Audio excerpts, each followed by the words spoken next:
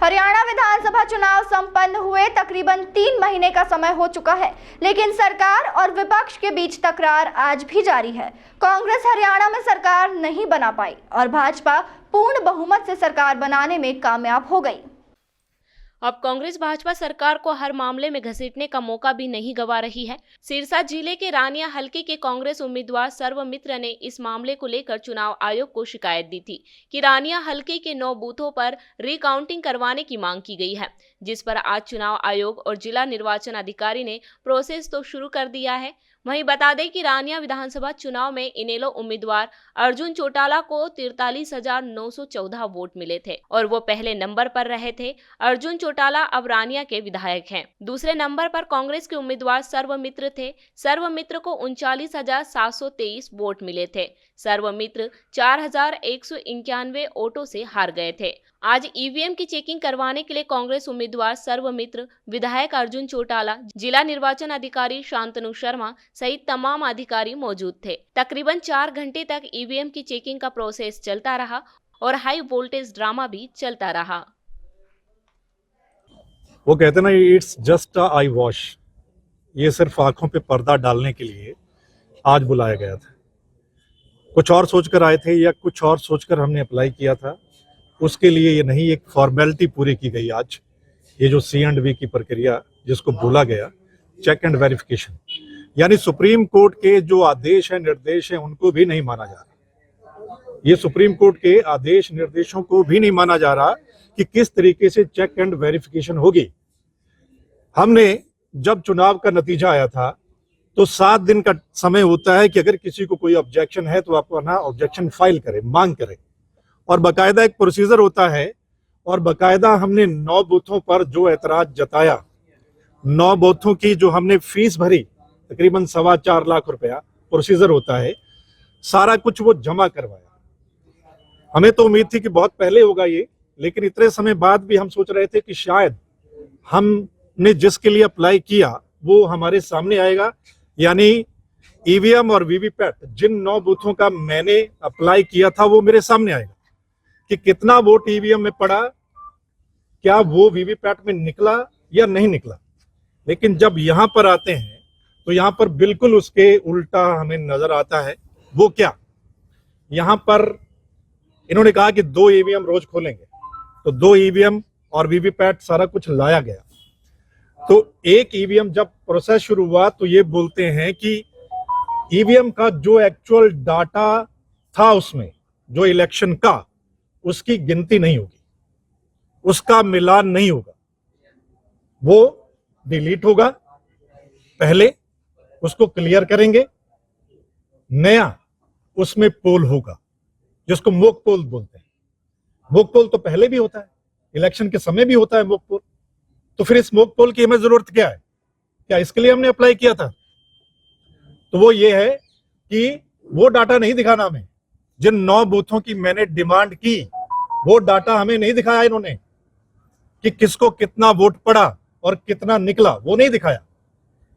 उसको क्लियर करना है। मतलब एक ही मशीन मैंने अभी तो खोली थी, दूसरी मैंने बंद करवा दी है। क्यों? क्योंकि मैं संतुष्ट नहीं हूं कि वो डाटा हमें नहीं दिखाना है। एक नया कुछ सिंबल बनाएंगे, नया नाम, उस पे आप वोट कीजिए और फिर उसको काउंट कर लिया जाएगा उस मशीन को। ये प्रोसीजर है। हम इसके लिए नहीं आए थे मॉक पोल के लिए, इसलिए मैंने उस प्रोसेस को वहीं ऑब्जेक्शन किया है, बाकायदा लिख के दिया है, रिसीविंग ली है कि मैं इस प्रोसेस से संतुष्ट नहीं हूं। ये सुप्रीम कोर्ट के निर्देशानुसार नहीं है, इसलिए मैंने इस प्रोसेस को बंद करवा दिया है। तो वो बात ठीक है। आगे पड़ाव क्या रहेगा? आगे हम चैलेंज करेंगे इस प्रोसेस को। ऑलरेडी हमारी पार्टी ने चैलेंज कर रखा है, जो एसओपी हैं पहले उनको चैलेंज कर रखा है, और माननीय सुप्रीम कोर्ट ने इसी 21 तारीख डेट लगी हुई है, और हमने इसी प्रोसेस को हमने चैलेंज कर रखा है कि मॉक पोल वो नहीं करवाना। हमने एक्चुअल जो C&V होना चाहिए, चेक एंड वेरिफिकेशन, जो ये जो 2-3 मशीनें होती हैं, ठीक है, उसमें ईवीएम आ गई, उसमें वीवीपैट, उसमें एक सिंबल लोडिंग यूनिट होती है, सबसे बड़ा उसी का खेल है। हम चाहते हैं कि वो चेक करवाइए हमें, क्या वो सही है, या वो सिस्टम गलत है, वो नहीं, ये कुछ और निकला है, यानी मॉक पोल हम आपको करवा देंगे। हमने मॉक पोल किस लिए करवाना है? तो अब अधिकारी आए थे, इलेक्शन कमीशन, इलेक्शन के तहसीलदार भी थे, डीसा भी थे, उन्होंने क्या कहा आपको? कोई बातचीत आपने रखी उनके वो साथ? बोले जो जैसा हमें बोला गया है हम तो वही फॉलो करेंगे। ये प्रोसेस है, ये हमें बोला गया है, यही इसमें हम कर सकते हैं, इससे ज्यादा नहीं। और मैंने पहले भी जब ये बात शुरू हुई मैंने कहा ये किस लिए, ये मॉक पोल के लिए मैं नहीं आया हूं। मैंने किस लिए अप्लाई किया था? मॉक पोल के लिए अप्लाई, फिर मुझे 9 बूथों का अप्लाई करने की जरूरत क्या थी? अगर मुझे सिर्फ उन्होंने ये मॉक पोल दिखाना है कि ये देखिए एक नया डाटा, ये देखिए ये वोट डाल रहे हैं और ये इधर निकल रहा है, तो फिर मुझे एक ही मशीन बहुत थी, मुझे 9 मशीनों के लिए अप्लाई क्यों करवाया? ये बता दीजिए मुझे। उस समय बताते भाई ये मॉक पोल है तो मैं एक ही यूनिट का करवा लेता, या मैं करवाता ही नहीं। मुझे 9 यूनिट का क्यों करवाने, कितना पैसा भरने की मुझे जरूरत क्यों थी? और फिर इन्होंने 5 दिन किस लिए? ये समझ में नहीं आता, ये बहुत बड़ी बात है। आप कह रहे हो आई बार शायद तो जिला प्रशासन पे दबाव है सरकार का? ये दबाव कह लीजिए, या मैं मानता हूं कि इलेक्शन कमीशन मतलब सुप्रीम कोर्ट के आदेशों को भी नहीं मान रहा है। मैं 2-4 दिन पहले ही सुन रहा था जो हमारे मुख्य चुनाव आयुक्त हैं राजीव कुमार जी, जब वो दिल्ली का इलेक्शन डिक्लेयर कर रहे थे तो वो बहुत शायरी भी बोल रहे थे। और उन्होंने एक बात बोली थी, उन्होंने ये बात बोली थी कि भाई बहुत हल्ला मच रहा है, बहुत लोग इल्जाम लगा रहे हैं, सब कुछ क्लियर है, हमें कोई एक बूथ के भी बारे में बोलेगा, अगर कोई इल्जाम लगाएगा तो हम वो चीज जो है वो क्लियर करेंगे। यहां तो क्लियर कर नहीं रहे, यहां क्लियर नहीं कर रहे आप। तो इसका मतलब क्या है कि आप बोल कुछ और रहे हैं और आपका जो प्रोसेस है वो कुछ और है। आप कह रहे हैं कि हम एक बूथ वो उससे भी संतुष्ट करवाएंगे। अगर किसी को ऐतराज है, किसी को शक है, तो आप एक बूथ का भी यानी कि संतुष्ट करवाएंगे, लेकिन यहां नहीं करवाया जा रहा। मैंने 9 बूथों के लिए अप्लाई किया है, आप तो एक बूथ का भी मुझे संतुष्ट नहीं करवा रहे हैं कि एक्चुअल में जो चुनाव हुआ था, जो मतदान हुआ था, आप मुझे वो दिखाइए कि ईवीएम में कितना पड़ा और वीवीपैट में कितना निकला, आप मुझे वो दिखा दीजिए। आप वो नहीं दिखा रहे तो इसका मतलब क्या है? अब लड़ाई आगे सुप्रीम कोर्ट में होगी। बिल्कुल, हमारी सुप्रीम कोर्ट में याचिकाएं कई लगी हुई हैं, पंजाब हरियाणा हाई कोर्ट में भी लगी हुई हैं, और हमने एसओपी को चैलेंज किया है कि ये क्या है। अगर सुप्रीम कोर्ट ने बकायदा बताया हुआ कि ये C&V ऐसा होगा, चेक एंड वेरिफिकेशन ऐसी होगी, डायरेक्शन दे रखी है, क्यों नहीं हो रही? ये बहुत बड़ी बात है। इसका मतलब क्या है कि वो हाथी के दांत खाने के और दिखाने के और, ये तो वो बात हो गई कि आप बोलते कुछ और हैं और यहाँ पे किया कुछ और जा रहा है। इसका मतलब क्या है कि जो सवाल उठ रहे हैं वो सवाल बरकरार हैं। पहले हरियाणा का इलेक्शन होता है, फिर महाराष्ट्र का इलेक्शन होता है, और दोनों जगह ये सवाल उठते हैं। बकायदा लोग एफिडेविट देने के लिए तैयार होते हैं कि हमने वोट डाला था, निकला नहीं महाराष्ट्र में, लेकिन उसके बाद अब दिल्ली का इलेक्शन भी हो रहा है, वो सवाल बरकरार है और कहा जा रहा है कि बिल्कुल साफ सुथरा सब कुछ ओके है। तो यहाँ तो मेरे को संतुष्ट नहीं किया इन्होंने। मैंने 9 बूथों के लिए अप्लाई किया था, क्यों नहीं? मैं चाहता हूं कि जो एक्चुअल डाटा था वो मेरे को दिखाया जाए, और अगर सिर्फ वो डिलीट करके नया पोल करवाना है तो उसका कोई मतलब नहीं, उसका कोई मतलब नहीं। मैंने तो चुन चुन के वो 9 बूथ दिए थे ना, ऐसे तो क्या मतलब है? इसका कोई मतलब नहीं रहता। हाँ, उनका मिलान किया जा रहा है, पर जैसे कि बहुत लोगों ने सोचा रिकाउंटिंग नहीं है, ये वेरिफिकेशन है जी। और वेरिफिकेशन के तहत देखो मेरे को तो कोई प्रॉब्लम है नहीं जी, लेकिन जो एप्लीकेंट है उन्होंने ही अपनी मेरे ख्याल से एप्लीकेशन विड्रॉ कर ली।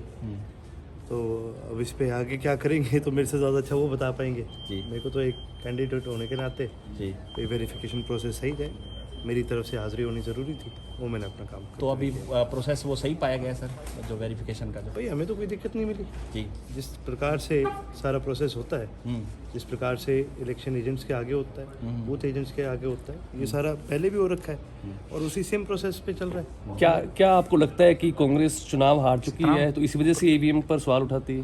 दिक्कत यही है, इनकी मजबूरी है। अब हुड्डा साहब खुद पर तो इल्ज़ाम ले नहीं रहे, तो अब ये ईवीएम पे लगा रहे हैं, ठीक है। अब इनकी मजबूरी होगी कि भाई अगर इन्होंने आरोप लगाया है तो इनको कोर्ट भी जाना पड़ेगा, इनको लगातार मांग करनी पड़ेगी। अब ये कह रहे हैं कि भाई ये वेरिफिकेशन भी गलत है, तो दिक्कत इनकी नहीं है, हुड्डा साहब की मजबूरी है।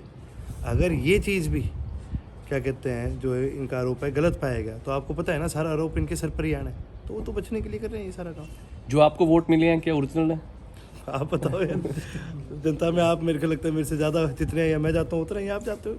इलेक्शन प्रोसेस के ऊपर आप उंगली नहीं उठा सकते। जो 9 बूथों की बात की गई है कि जिसमें रानिया के 2 बूथ हैं, अमृतसर खुर्द का बूथ है, बड़ोलिया वाली का है, आपको क्या लग रहा है वहाँ पे आपको जीत मिली है तो इस तरह से वहाँ पर जो गड़बड़ी के आरोप लगाए हैं कि नतीजे हैं वो देखिए कई बूथों में मेरे को जीत मिली है जी कईयों में मैं दूसरे नंबर पर जी। हूँ, बहुत सारे ऐसे होंगे जिनके अंदर मैं तीसरे नंबर पर हूँ। जी। ये डिटर्मिन करना क्या करना वो तो भाई कैंडिडेट जिसने एप्लीकेशन लगाई आप उससे पूछो। क्या नसीहत देंगे कांग्रेस को? मैं ये कहूँगा कि अपनी हार एक्सेप्ट करो, अपनी गलतियों को सुधारो। ब्लाइंडली एक आदमी के पीछे भागने से आपकी सरकार नहीं आएगी, जनता के बीच में रहना भी पड़ता है, हवा को पकड़ना पड़ता है। इनको इस बात की समझ ही नहीं है तो अपने आप से राजनीति में लगे हुए हैं। मैंने पहले भी कहा था, याद करो चुनाव होया करता था, आप मेरे से पूछा करते थे तो मैं क्या कहता था, कांग्रेस की थाली बड़ी बहुत है लेकिन उसमें छेद है, और जब तक वो छेद रहेगा तब तक कांग्रेस का कुछ नहीं बनेगा। छेद कौन है? भूपिंदर सिंह हुड्डा। तब भी मैंने ये बोला था, ये 2 बाबू बेटे हैं, इन्होंने नाश कराया सर। ठीक है। 2024 विधानसभा में भाग लिया था चुनाव लड़ने के लिए, उन सभी को भी सूचना दे दी गई थी। इसमें जो हमारे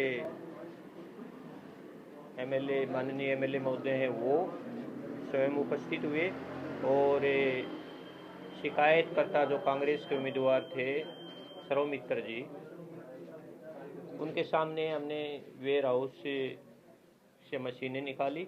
उन्होंने 9 बूथों की CNV के लिए प्रार्थना पत्र फीस जमा की थी और उनमें से बूथ नंबर 149 और 151 उन्होंने सेलेक्ट किया था आज के दिन के लिए, जिनकी हमने बैल से जो इंजीनियर आए थे उन्होंने उसके अंदर सिंबल लोडिंग किया और सिंबल लोडिंग के बाद पूरा प्रोसेस सर्वमित्र जियों के सामने किया गया था। फिर उन्होंने ये प्रोसेस देख करके मना कर दिया कि हमें तो जो एक्चुअल जो पोल हुआ था 2024 में उसकी गिनती करवानी है, न कि हमने मशीन की CNV करवानी है। और इसी के साथ उन्होंने प्रार्थना पत्र हमारे जिला निर्वाचन अधिकारी को लिख दिया कि मैं इस प्रोसेस को बंद करवाना चाहता हूँ, जिससे अब ये प्रोसेस बंद कर दिया गया है। तो जो डेमो वगैरह कुछ भी नहीं होगा अब कुछ नहीं होगा जी। तो संतुष्ट दिखाई नहीं दिए कांग्रेस के जो कैंडिडेट हैं? वो उनका मानना था कि हमने ये सोच करके फीस जमा की थी कि जो वीवीपैट की पर्चियाँ हैं या रिजल्ट जो उस समय विधानसभा में दिखाया गया था वो ही दोबारा दिखाया जाएगा।